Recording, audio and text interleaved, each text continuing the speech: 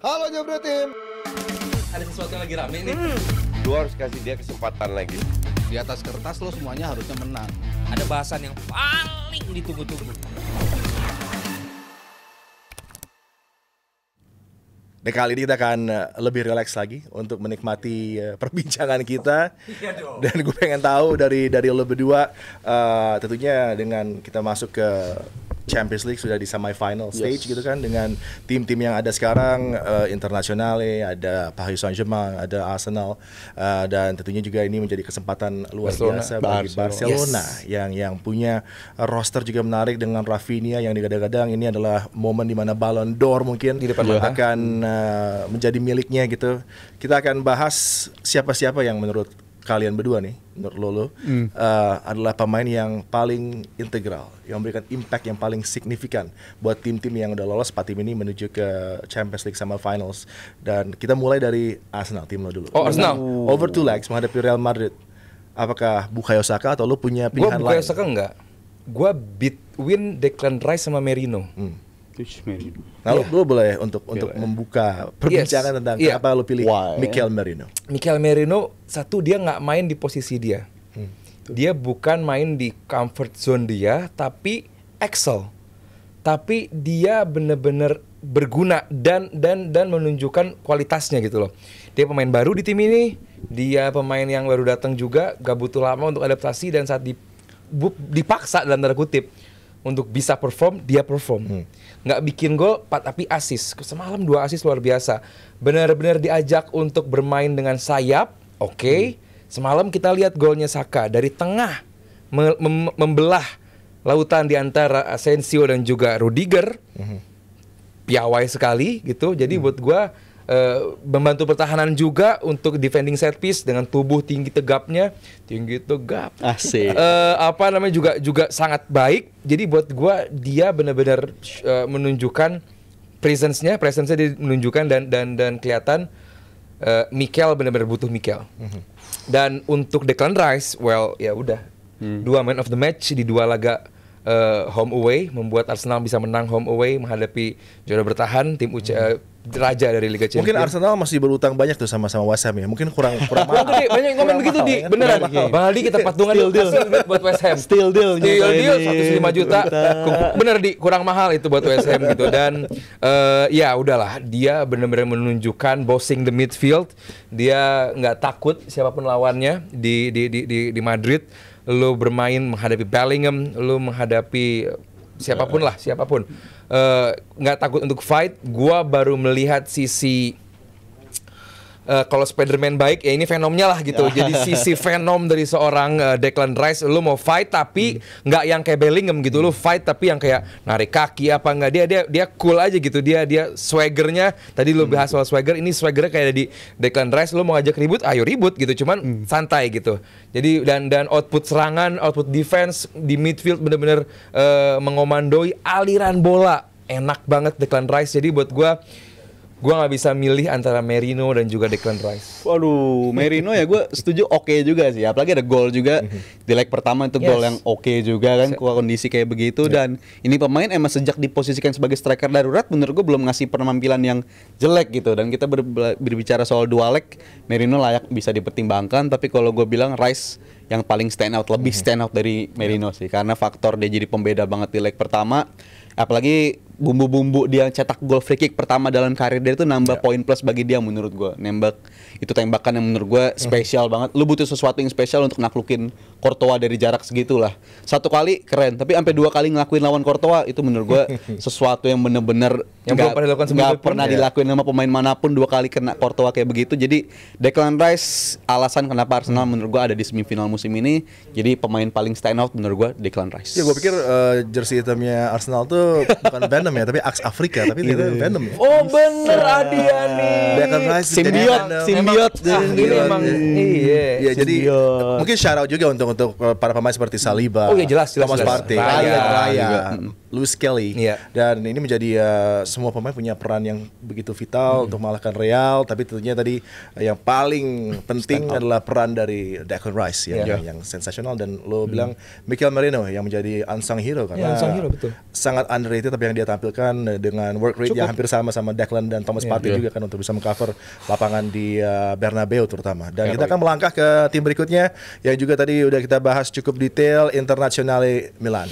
Gua kiper. Gila ini tim Jan Sommer. Gue Jan Sommer. satu tim kolektifnya gila banget ini Masalahnya tim. kalau secara outfield player ini bagus banget. Jadi Kolektif banget, Kolektif iya. banget. Jadi gue harus memisahkan diri ini Inter. Tadi kalau boleh milih gue milih Simone Inzaghi, cuman gue harus milih apalagi di 10 atau 15 menit terakhir leg 2. Iya. Lumayan keserang Inter dan Jan Sommer menunjukkan berapa umurnya aja gue nggak tahu. Veteran nih, Bang. Veteran kan, Veteran artinya bahwa udah berumur dan menunjukkan lagi-lagi kualitasnya, dan gue harus bilang ada di sini pun Inter harus bilang Jan thank Sommer you. 36 tahun. 36. Dan dia punya prestasi kalau lawan FC Bayern Munchen selalu step up buat Gladbach dari juga. zaman Iya, ada hijau ya, betul, di Gladbach Bundesliga, hijau. ya. Betul. Jadi buat gua ya udahlah.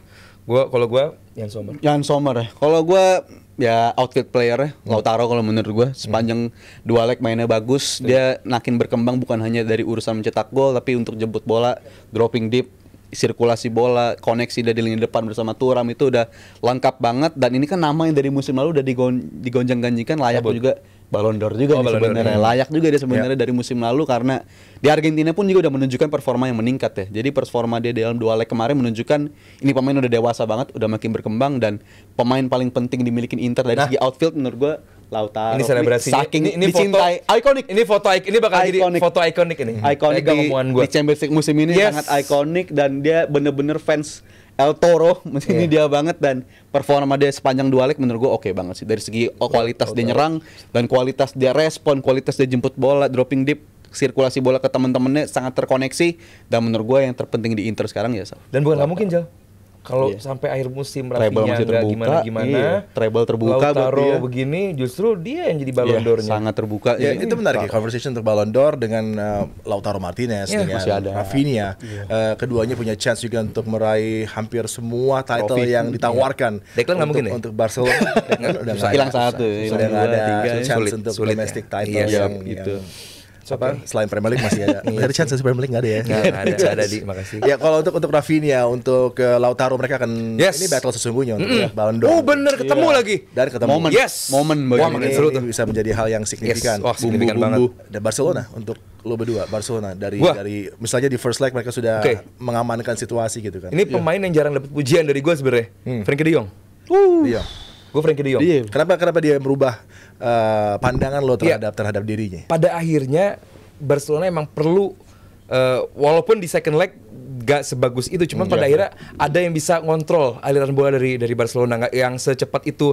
Karena di leg kedua kemarin gue sering lihat Barcelona justru lebih end to end gitu, nggak ada mau sabar, justru di tangan atau di kaki Frenkie de Jong lah bola akhirnya bisa bola sabar, santai, aliran bola lebih bersabar lah gitu, lebih bisa hey kita leading loh gitu. Cuman pada akhirnya Itu bahasa Latinnya berarti apa? Pausa. pausa. Lapangan El Pausa. Itu De Jong yang megang. La Pausa ya. Itu La Pausa ya. La Pausa. Itu apa yang betul ya? Ada yang buat ini juga hirup. Hirup. Hirup. Pausa ya? Udah terjadi ya. Iya. Sekarang umur gini. Betul. Cuman ya gue harus bilang Frenkie de Jong pemain yang biasanya gue bilang justru kali udah harus cabut dari Barcelona, cuman dia somehow menunjukkan bahwa gue bisa kembali setelah dari cedera kemarin cukup panjang nggak kepake, tapi pada akhirnya mungkin ada koneksi dengan Hansi Flick yang lagi-lagi bisa ngeluarin potensi terbaik dari pemain, dan kali ini Frenkie de Jong menunjukkan atau dalam 2 leg terakhir menunjukkan kualitas yang luar biasa. Pemain kayak Lamin justru gue kecewa, tapi kalau kayak Frenkie de Jong gue harus bilang outstanding nih orang. Kalau gua Pedri sih ya.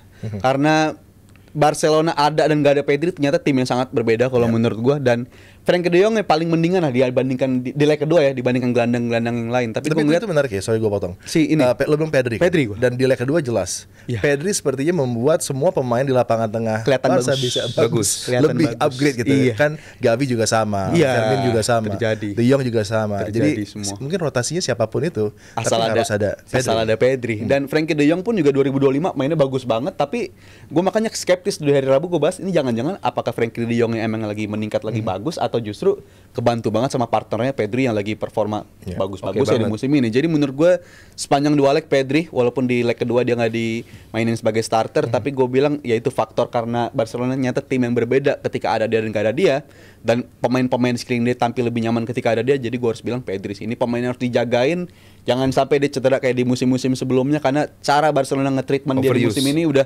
bagus banget. Oh, iya. Dia selalu tersedia di musim ini. Jadi menurut gue itu harus pemain yang harus dijaga banget sih bagi Barcelona, dan Harus ini pemain dijaga terpenting. hingga akhir karirnya di Harus. Barca Itu. kan Pedri, karena kan banyak tuh yang setia banget. Tapi jangan lupa di penghujung pasti ke Inter Miami. Waduh, Dialihkan ke sana. Kita sekarang bicara tentang kamu nggak pakai sosmed sih? Paris Saint-Germain. PSG. Bisa PSG aja. Boleh, boleh. Ya. PSG siapa ya dia? Sangat difavoritkan dengan keadaan sekarang. Tapi kalau gua lihat di market, Arsenal justru yang first place untuk claim Meningkat ya Champions League dengan kemenangan kemarin Oh ya? atas Real Madrid. Paling diunggulkan Arsenal. Paling diunggulkan right now. Lu setuju nggak? Gua masih ada Inter. Jadi gua Iya kan, akan gua sih. melihat Inter. Itu Inter. Kedewasaannya dia tuh. Karena dari semua tim yang ada ini, the one tim yang berbeda adalah Inter, dan mereka fleksibel, Oke. adaptif. Di- Tapi dan kita juga bahas jelas. PSG sekarang. PSG ya. Best player dari PSG dalam 2 leg yang lo lihat paling memberikan aksi terbaiknya dalam 2 leg mereka menuju ke semifinal. 2 leg lagi. Mau bilang Donnarumma di Villa Park. Ya di Villa Park juga oke sih Donnarumma. Pembeda ya. Kalau jadi ya. kalau Ada bukan dua save brilian iya, juga dua save brilian. Iya, kalau bukan apa namanya? Kalau bukan dia mungkin kebobolannya bisa lebih Iya. banyak lagi ya, Di. Cuman Kedua tuh. Nuno Mendes juga bagus bek kiri. 2 gol. Nanti 2 Nuno leg. Mendes bakal ketemu Saka. Bakal seru banget tuh. Ya oke lah, gue pilih Donnarumma lah. Donnarumma, Iya. Gigio. Nggak ada dia beda ya. Nggak ada dia bisa nggak dia asik, hasilnya betul. bisa Oh, beda. ini key save juga Asensio kan? Iya, makanya. Yang Satu on dia buat, satu. iya. Iya, Save. udah man to man. Gue rasa layak juga Donnarumma, tapi kalau gue versi gue mungkin Nuno Mendes ya, karena ini back yang emang bisa meningkat banget di musim ini dari segi defensif maupun dari segi output serangan udah sangat meningkat, beda banget sama versi Nuno Mendes sebelumnya, dan 2 gol dari 2 match dengan cara yang hampir identik menurut gue tuh jadi faktor khusus bagi dia kenapa gue harus milih dia. Dan ini kan salah satu kekuatan PSG bersama Enrique di musim ini juga fullbacknya. Hakimi juga kalau ada di sana gue kepikiran Hakimi juga, tapi dari segi keduanya Hakimi udah biasa lah, standar kayak begitu dia udah biasa. Tapi kalau Nuno Mendes ini standar baru bagi Yes. dia, dan menurut gue ini meningkat banget Nuno Gua- Mendes 2 leg layak. Namain dikit sebelum kita ke tim selanjutnya. Mungkin Mungkin sisi terbaik dari PSG gue setuju, fullbacknya. itu bahaya itu ya. Sisi terburuknya, center backnya.